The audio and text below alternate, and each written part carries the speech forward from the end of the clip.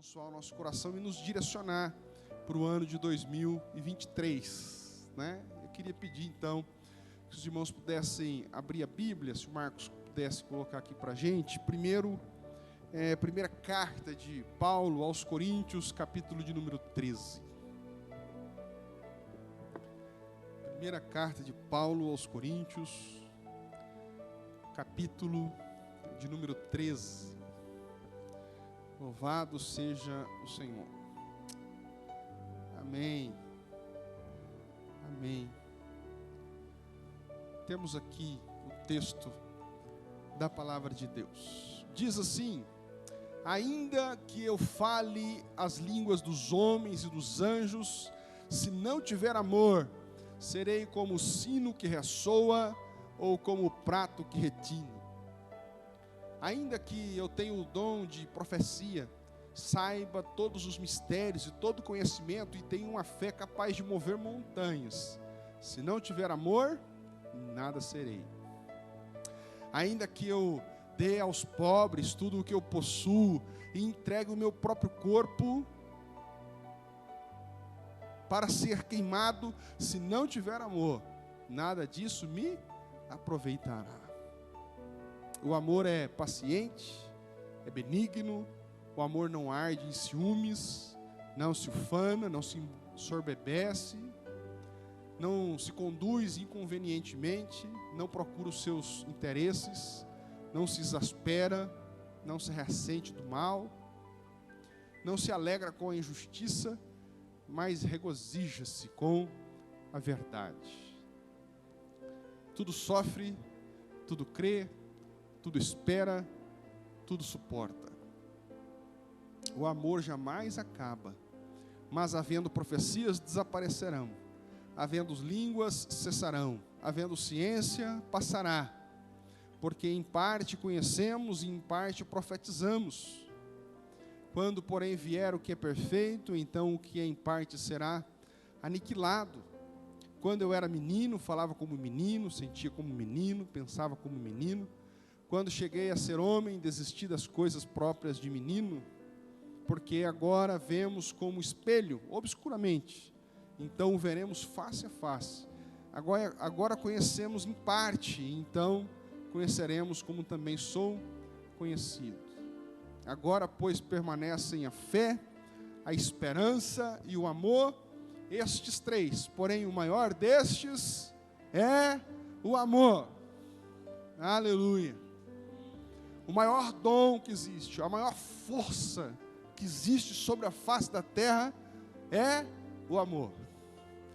Às vezes o amor é até confundido com fraqueza, mas na verdade o amor, ele é forte, ele é mais forte que a morte.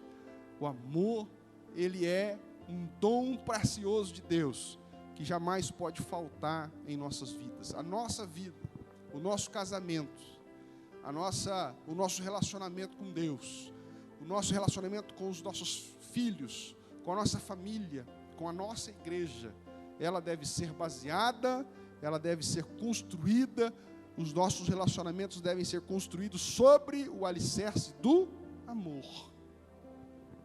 Porque senão, tudo passa, tudo acaba em um pequeno momento, mas o amor, ele é superior.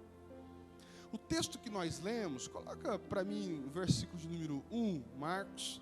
O versículo de número 1 nos ensina que o amor é superior aos dons carismáticos da fala. O amor é mais poderoso do que a fala. Ainda que eu fale a língua dos homens e dos anjos, ainda que eu seja habilidoso para falar. Tem pessoas que é bom para falar, fala bonito, né? Tem uns jovens, eles são meio poetas, eles falam assim, as meninas ficam tudo apaixonadas. Mas é só conversa. Tinha um personagem da escola do professor Raimundo que chamava o seu Lero, Rolando Lero.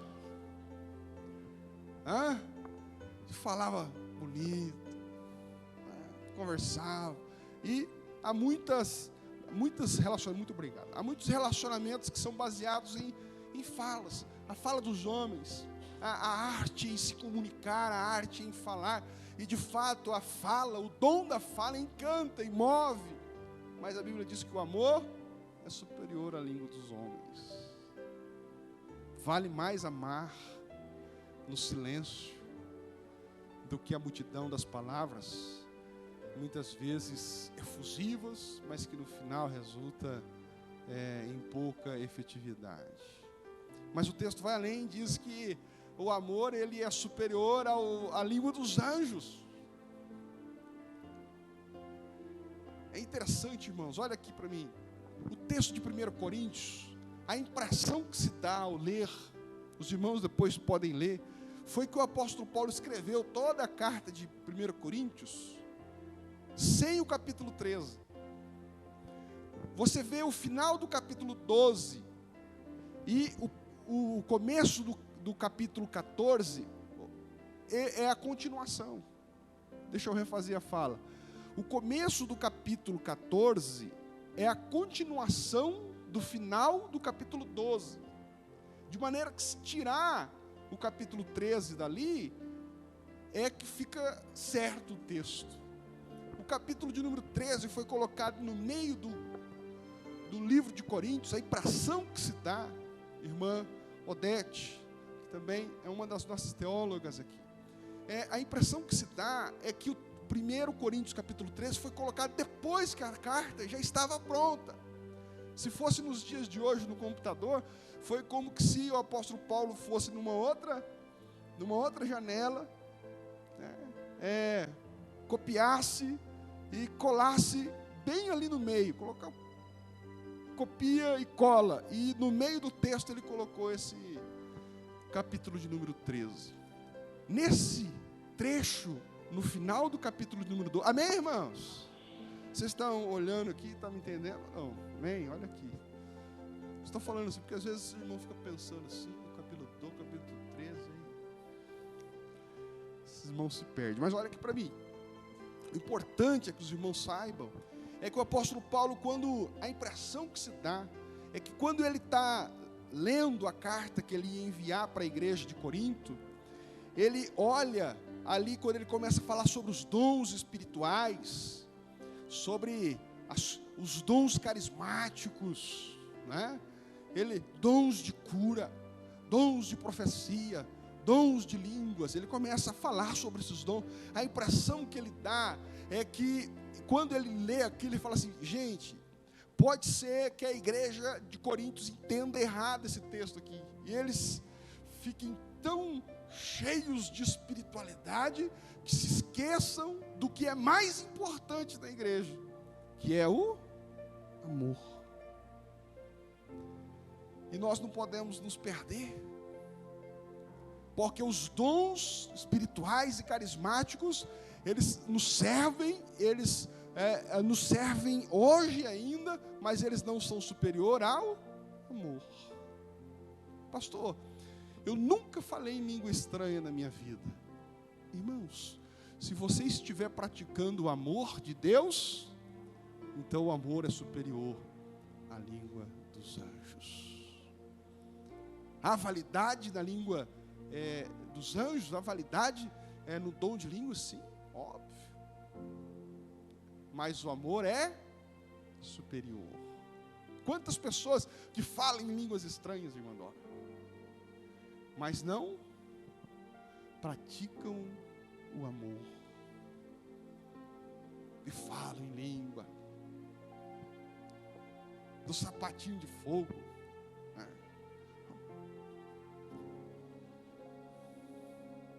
Mas na oportunidade que tem, às vezes não demonstra amor, não demonstra carinho, não suporta. Quando o texto diz ali que o amor tudo suporta, suporta o que, irmãos? Suporta adversidades, né? Porque se fosse coisa boa, não seria suportar. Suportar no sentido de resistir. Não tem aquelas pessoas, na nossa igreja não tem, obviamente. Se fosse, não estaria mais aqui. Mas já ouviu falar aquelas pessoas, tem umas pessoas que é mala sem alça. Você já tentou carregar uma mala sem alça? É mais difícil ainda. Porque se tiver alça, você pega. Se não tiver, é difícil carregar uma mala sem alça. Mas a Bíblia fala que com o amor a gente consegue.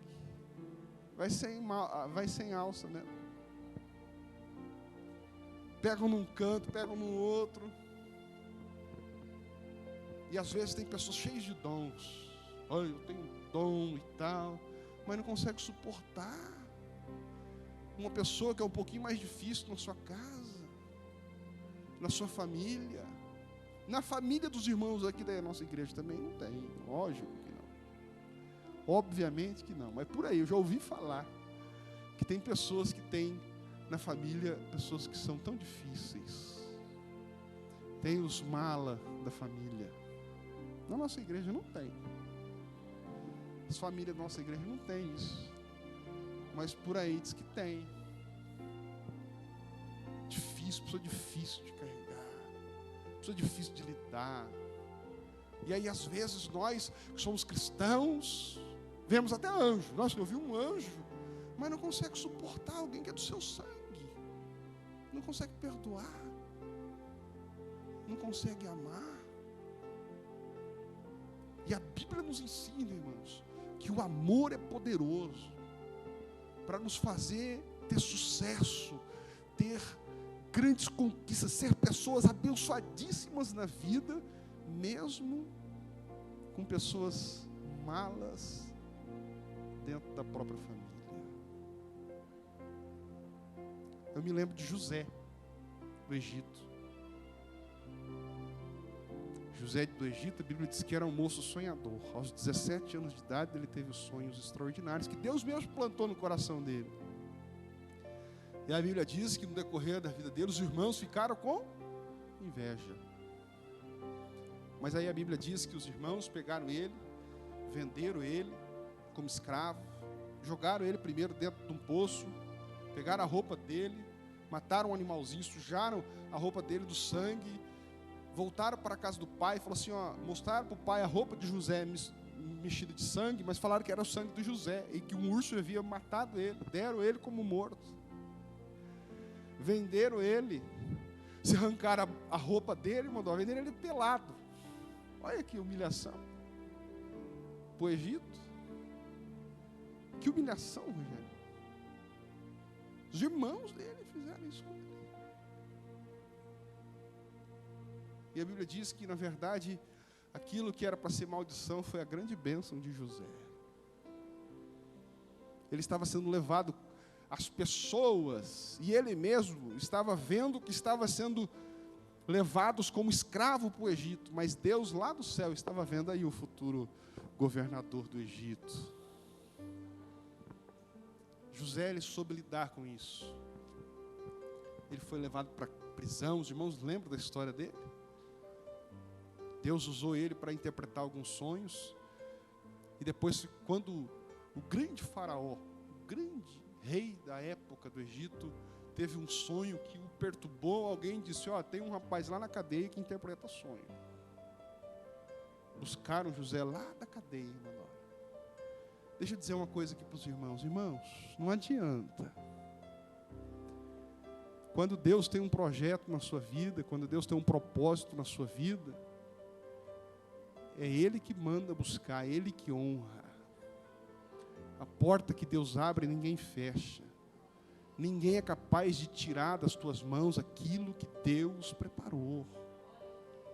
As pessoas podem te jogar no buraco, as pessoas podem te jogar na prisão, mas no tempo de Deus, Ele vai mandar buscar, para colocar você num lugar de evidência. É por isso que nós não precisamos nos preocupar com homens, com pessoas, com instituição, porque quem nos honra é Deus. No tempo certo, Deus mandou buscar José. José interpretou aquele sonho, e Deus confirmou no coração de Faraó que era aquilo mesmo. Diz, olha que a ideia que José teve. Diz, olha, lembra, o sonho de Faraó foi que ele teve o sonho das 7 vacas gordas e depois 7 vacas magras. Ele diz, olha, vai ser 7 anos de prosperidade e depois 7 anos de de seca. E José, é interessante porque esse texto é maravilhoso. Olha aqui para mim. José, ele falou assim para o rei: olha, o que vai ter que ser feito? Durante os 5 anos, nós vamos guardar 1/5 de tudo o que nós ganharmos. Vamos guardar, vamos armazenar. É a primeira vez, talvez, na história escrita, que nós ouvimos alguém falando sobre poupança.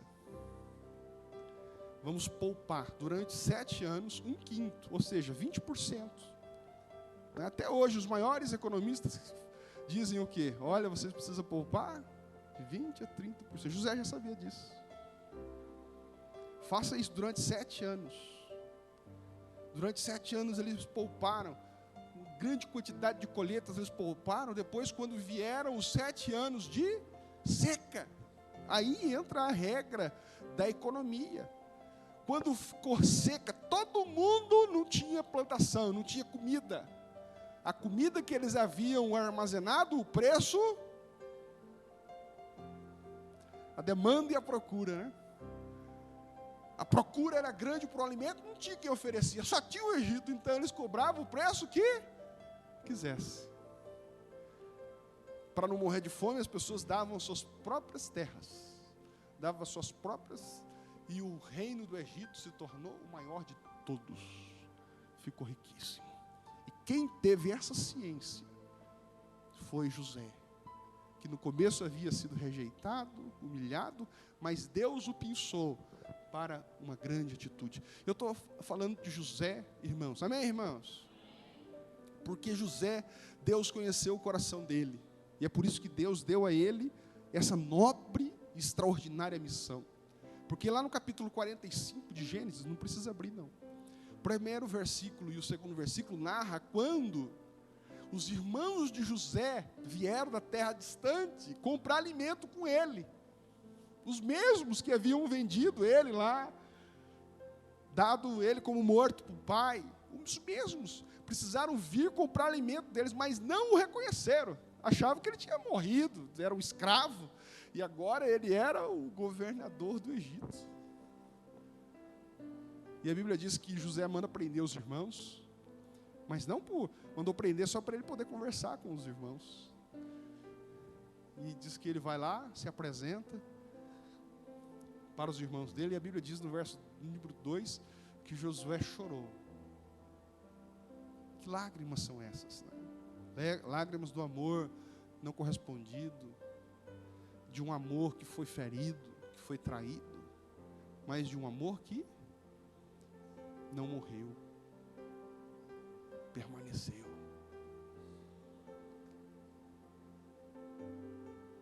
A grandeza do coração daquele homem o fez prosperar, irmãos. Ali seria o momento que ele tinha o poder na mão de devolver na mesma moeda, ele não fez. Ele honrou os irmãos dele. Traga o papai para cá. Vocês vão ter comida, vão ter bebida, vão ser honrados. Porque o amor que havia no coração de José era superior à mesquinharia do coração dos seus irmãos. Por isso que Deus o honrou e não a eles. É por isso que a Bíblia nos ensina que o amor, ele é superior.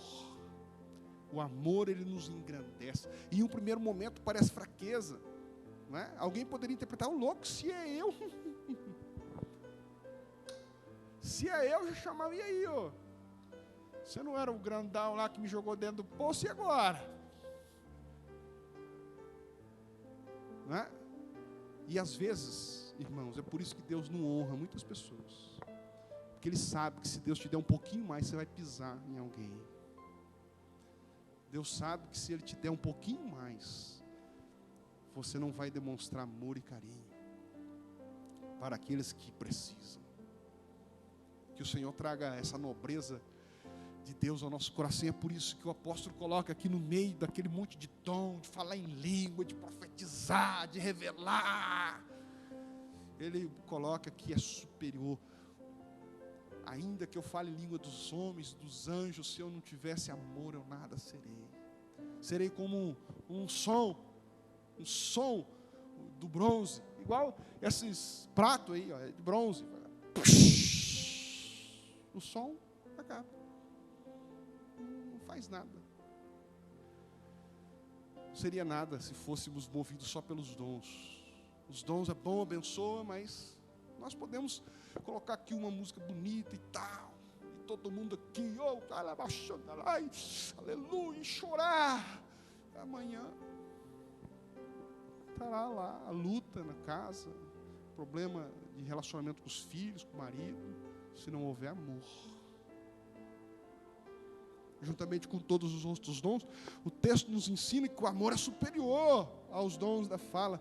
O verso de número 2, Marcos, nos diz que o amor é superior ao conhecimento.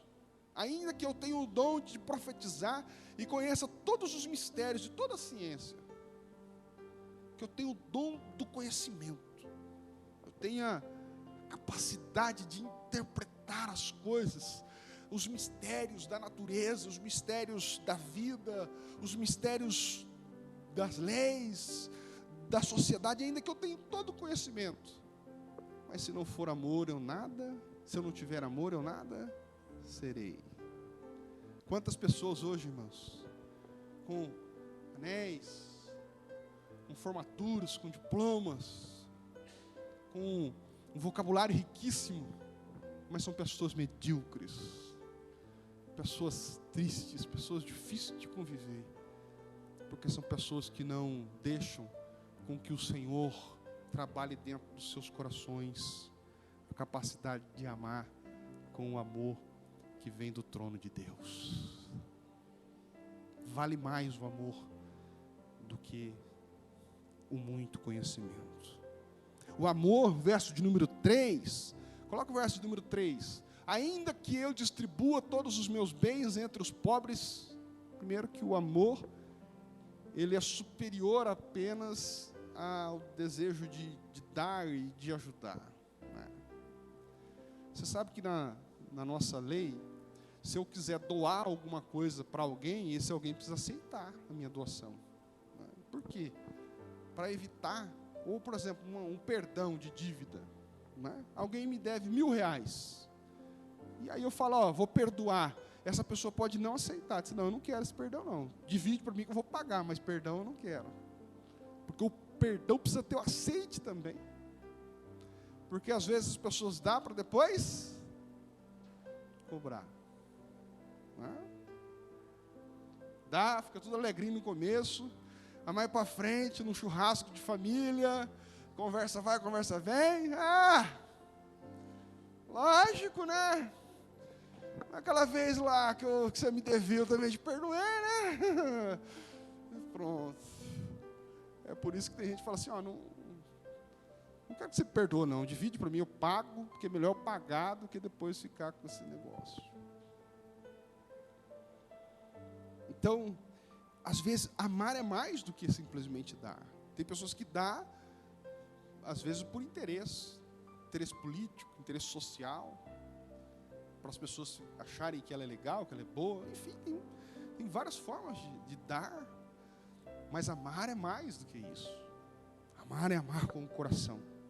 E o texto fala que o amor ainda é superior do que a fé.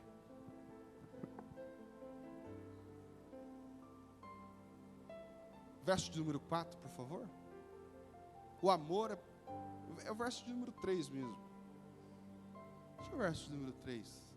Ainda que eu distribua todos os meus bens entre os pobres, ainda que eu entregue meu próprio corpo para ser queimado, se não tiver amor, nada me aproveitará. Coloca o verso de número 2, por favor. Isso, é no número 2 mesmo. A segunda parte do verso diz assim, ainda que eu tenha tamanha fé, a ponto de transportar montes, se não tiver amor, nada serei. O amor é superior à fé. Você pode alcançar grandes milagres, irmãos. Amanhã você precisará de outros. Não é?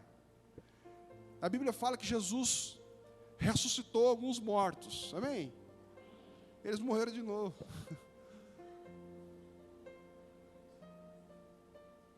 Mas não é. Tem gente que acha que o milagre é tudo. Irmãos, a gente precisa de milagre o tempo todo. Né? Eu queria tanto milagre para Deus curar a minha avó. Cura a avó, o tio fica doente. Eu queria, cura o tio, o filho fica. A gente precisa de milagres o tempo todo. Agora, o amor é superior a isso.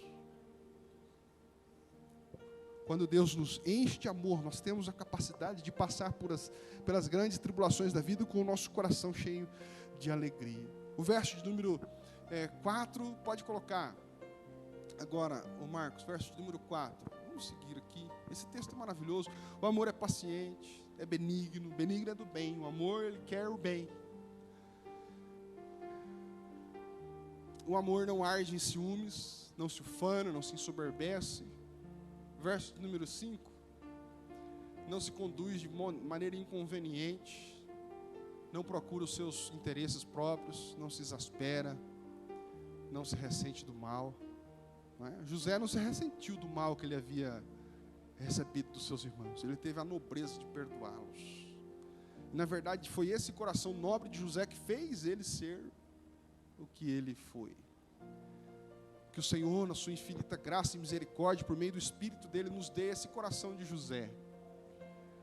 Capaz, sim, de perdoar mesmo chorando com a lágrima de um amor não correspondido, muitas vezes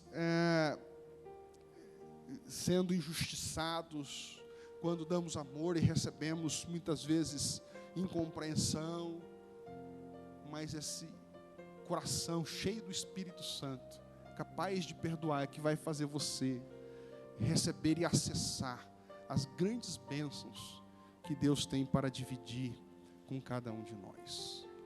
O verso, vamos só para seguir, coloca o verso de número 6. O amor não se alegra com a injustiça, mas regozija-se com a verdade. 7. Tudo sofre, tudo crê, tudo espera, tudo suporta. Versículo 8. O amor jamais acaba. Tem uma outra versão que diz que o amor jamais falha. Eu acho que essa versão ela é mais próxima do original.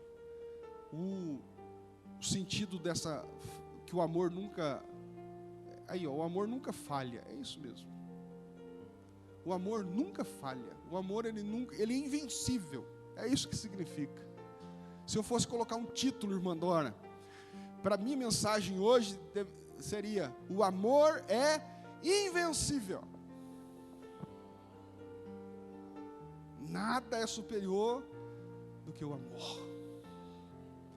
Pastor, estou passando um tempo de tanta sequidão espiritual na minha vida, eu não consigo mais chorar na presença de Deus, não consigo falar em língua, não tenho aquele prazer, aquela alegria, tempos tão difíceis. Sim, meu irmão, às vezes a gente passa por tempos assim mesmo, mas permaneça no amor de Deus, que Deus tem vitória para a sua vida e para a sua casa.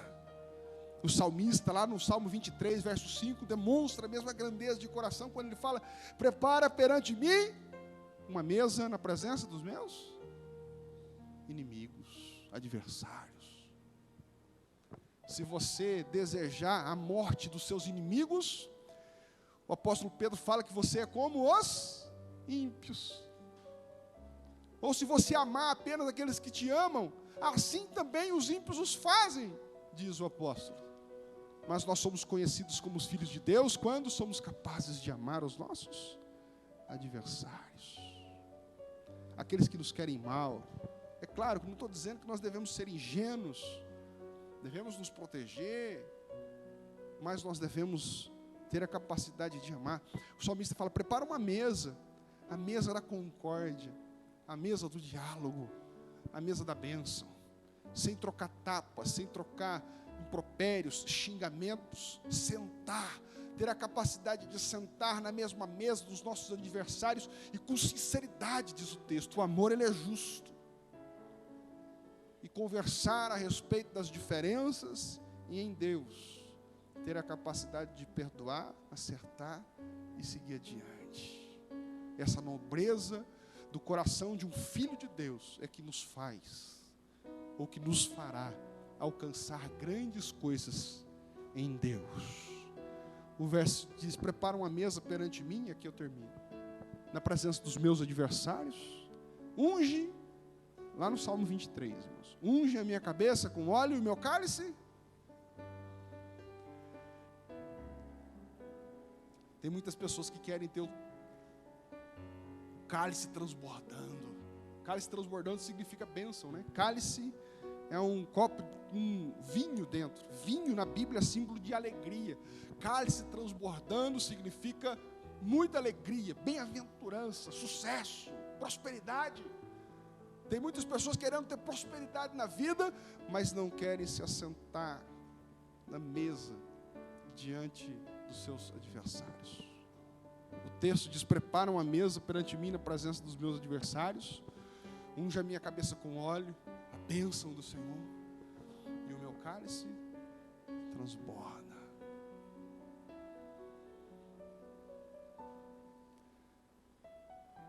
Quantas pessoas não sabem lidar com os problemas dentro da família e vivem uma vida amaldiçoada? Porque o mau relacionamento, as brigas, elas cessam a bênção de Deus sobre a nossa vida. A Bíblia fala sobre isso. Que quando o casal está brigado, não há a bênção de Deus. Antes de você orar, diz o apóstolo, vá lá e acerta com a pessoa que você está com problema. Antes de ofertar diante do trono, vá e acerte com aquele que você tem problema. Problemas todos nós temos. Somos feridos e também, não tem ninguém ingênuo aqui, e também ferimos. Somos feridos e ferimos, mas a grandeza do coração de cada um de nós está em reconhecer o amor de Deus na nossa vida, irmãos, e temos a capacidade, a grandeza de pedir perdão e de perdoar quando o perdão for nos pedido, para seguirmos em frente e termos o óleo de Deus sobre a nossa cabeça e o cálice transbordando de bênçãos sobre as nossas vidas.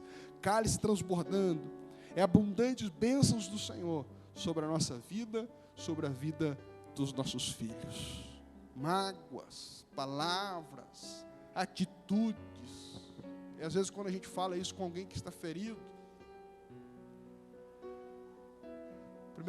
a pessoa fala assim, pastor, a irmã Dó, pastor, não foi com você, né, pastor? Não foi com você, né? Você não sabe quanto que foi difícil. Eu sei também, irmãos. Eu já tomei minhas cacetadas também. É difícil. Mas o Espírito Santo de Deus nos dá capacidade para perdoar, para amar, para colocar efetividade cristã na nossa vida e amarmos, perdoarmos, suportarmos, irmos em frente, distribuindo amor, distribuindo a bênção de Deus para aqueles que estão ao nosso lado. José, ele teve a capacidade de perdoar os seus irmãos. Parecia até um ato de fraqueza, mas era o ato da nobreza de um governador, de um rei. Você quer reinar nessa vida? Você quer estar diante de um estado de proeminência, de bênção? Que Deus ensine o seu coração a amar, a perdoar, a ter grandeza no coração por meio da força que vem de Deus para amar com o amor de 1 Coríntios, capítulo de número 13. Se quiser viver coisas grandes, o seu amor precisa aguentar, superar quedas, decepções, palavras, atos que feriram, que arrancaram de você dinheiro, dignidade, mexeram na sua história, mexeram no seu brilho. Fizeram isso com Jesus também. Enquanto ele estava pregado na cruz, o nosso mestre, irmãos, ele olhou para o céu e falou: Pai, perdoa-os, porque eles não sabem o que fazem. E o caminho da glória foi a cruz. Não se importe com essas coisas pequenas que muitas vezes vêm ao seu coração, mas se importe com Deus, porque é Ele que tem coisas lindas e maravilhosas para fazer na sua vida, te honrar, te dar bênçãos, apesar de muitas vezes pessoas humilharem, falarem coisas depreciativas sobre você. José aprendeu essa lição importante e por isso Deus o fez governador do Egito. Ame e Deus te recompensará. Pastor, o que eu faço com meu filho? Eu já fiz isso, já fiz aquilo, orei, já fiz madrugada, fiz tudo já. Até na Universal eu fui, andei no corredor Salcroso, eu fiz tudo, não tem jeito, pastor, o que eu faço? Ame. Ama.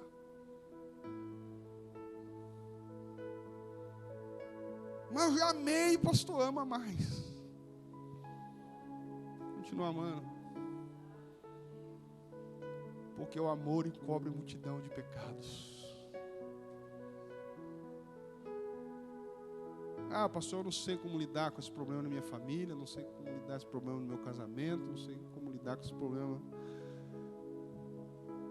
Ame.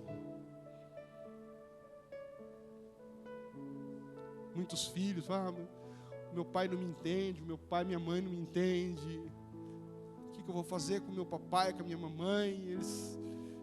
Ame-os. Muitas vezes os filhos não reconhecem. Os filhos não reconhecem o bem que eu fiz. Eu dei minha vida por eles. E agora, o que eu faço? Eu vou cobrar, eu vou... Ame-os. Pastor, mas eu já amei tanto, ama mais. A Bíblia fala que nós não devemos dever nada a ninguém, senão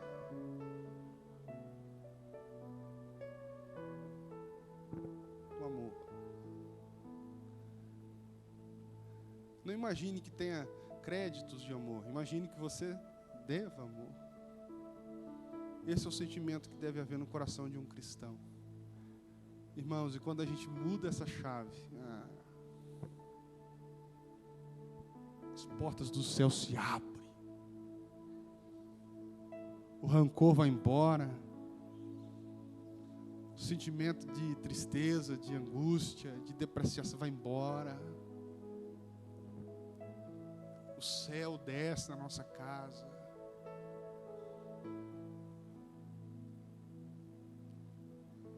A gente é capaz de amar.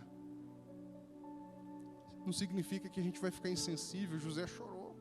Que lágrimas eram aquelas? De dor. Mas ao mesmo tempo ele estava feliz de ter de volta os seus irmãos, ter de volta o seu papai. Vai lá, busca o papai. Deus restaurou do jeito dele, da forma dele. E que o amor de Deus possa conduzir a nossa igreja no ano de 2023.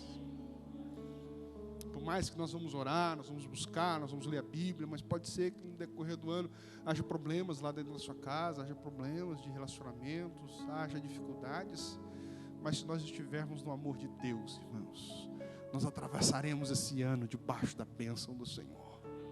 Venceremos todos os obstáculos e o Senhor trará prosperidade e irá transbordar o nosso cálice de alegria da parte do Senhor. Se coloque em pé, eu quero orar por você. Muito obrigado, Senhor.